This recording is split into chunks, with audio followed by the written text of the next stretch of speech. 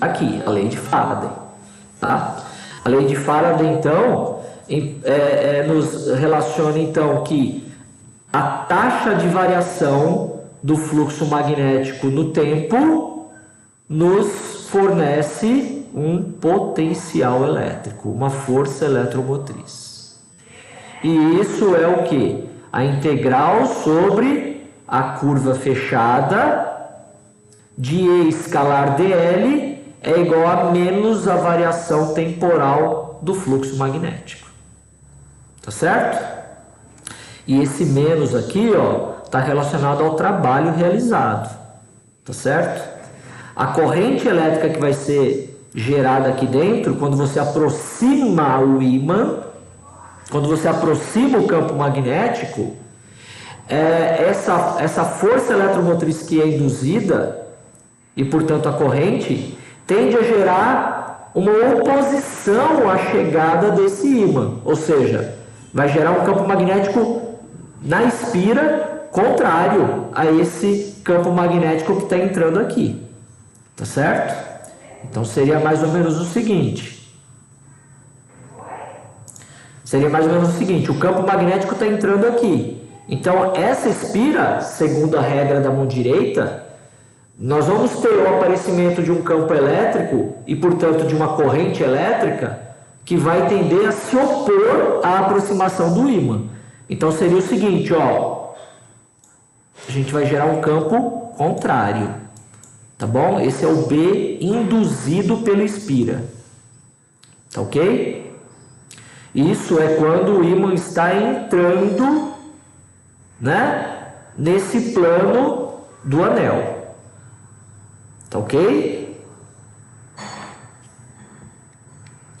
Lembrando sempre que isso está acontecendo porque o campo magnético faz o quê? O campo magnético promove a circulação de cargas, né? De forma perpendicular. Lembra lá que isso está relacionado, né, a um produto vetorial, né? Quando a gente está falando de campos magnéticos, nós estamos falando de produto vetorial. Então são coisas perpendiculares, tá? Então, ao começar a deslocar cargas, a gente começa a ter a produção de campos elétricos, porque as cargas estão em movimento. E assim a gente gera uma corrente elétrica dentro do anel condutor, ok? Então olha aqui, ó, ao aproximar o ímã, né? Esse campo magnético aqui do ímã, ó, que teria esse sentido, porque é do norte para o sul, vai gerar na espira um campo contrário. E é como se a gente gerasse algo a gente gerasse um eletroímã que se opunha à aproximação desse ímã que está vindo aí pela esquerda. Tá ok? Na figura. Tá ok? Lembra sempre que não existe almoço grátis nessa história. Tá ok? Então, ao tentar aproximar, a corrente induzida vai tender a se opor, de forma que você tenha que realizar trabalho externo para gerar essa corrente. Tá bom? Bom, e se você se afasta? Quando você se afasta, acontece o efeito contrário. O campo magnético gerado por essa corrente elétrica que está aqui, ele inverte. E aí é gerado um campo magnético aqui na espira que tende a não deixar esse ímã se afastar. Ou seja, o B induzido agora, ó, esse B induzido no anel, que eu vou chamar de B ind, né? Ele tende a amplificar o campo magnético lá naquela região. Então, a corrente que antes tinha um sentido, nesse caso, para cá, quando ele estava aproximando, agora a corrente inverte. E é possível ver isso, pessoal, se você coloca um amperímetro ou um galvanômetro, né? Você vê que a hora que você está aproximando o ímã desse anel, a corrente tem um sentido. Mas a hora que você está afastando o ímã ou o campo magnético, a corrente inverte o sinal dela. Ok? E isso foi o que foi observado, né? Esse sinal negativo, ou seja, essa questão de inverter o sentido, ou de se opor, esse sinal negativo na equação de Faraday, né? Esse sinal negativo aqui, ó, ele foi explicado, né, essa questão do trabalho realizado contra a aproximação do campo, foi explicada pelo Lenz, tá certo? Por isso que existe a lei de Lenz, tá? E foi a explicação. Olha só, observe que existem muitas aplicações, né, no nosso dia a dia, como por exemplo a guitarra elétrica, né, que nada mais é que um sisteminha, uma bobininha magnética. Então um fio magnetizado se move aqui próximo e gera uma corrente nesse enrolamento, tá certo? E aí a gente tem várias espiras para amplificar esse efeito, tá bom?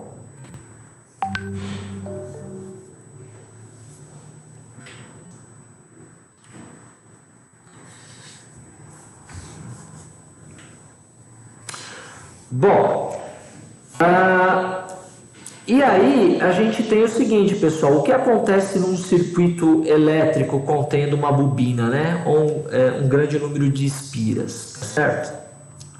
A gente tem um efeito aqui interessante, que é a chamada autoindução, né? Na verdade eu vou fazer o seguinte, só continuando aqui.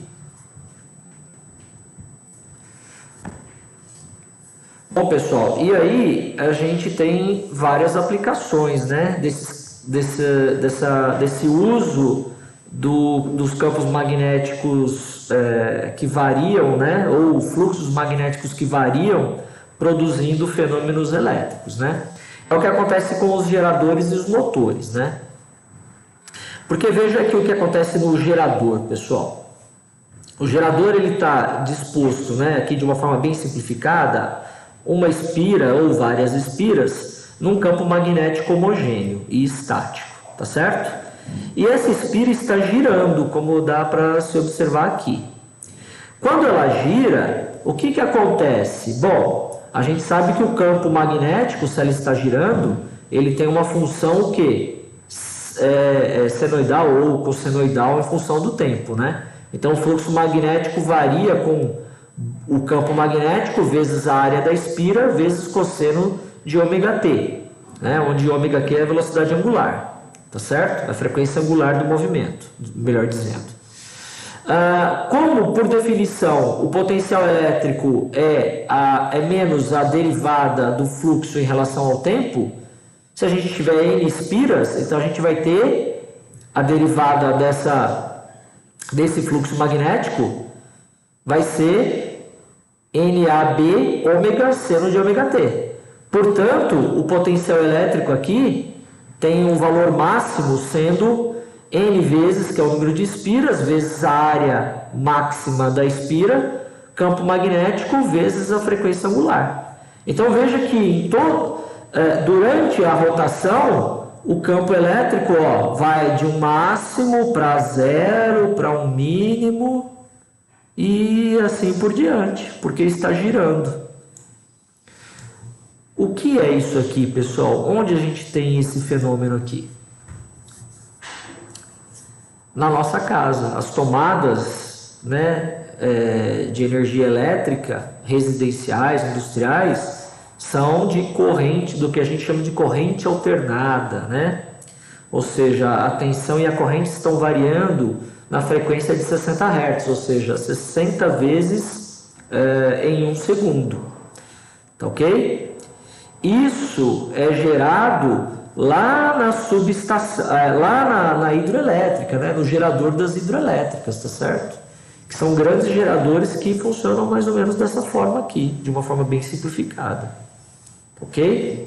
Então é assim que é gerada a energia alternada, né, das que a gente usa no nosso dia a dia. Tá certo, pessoal?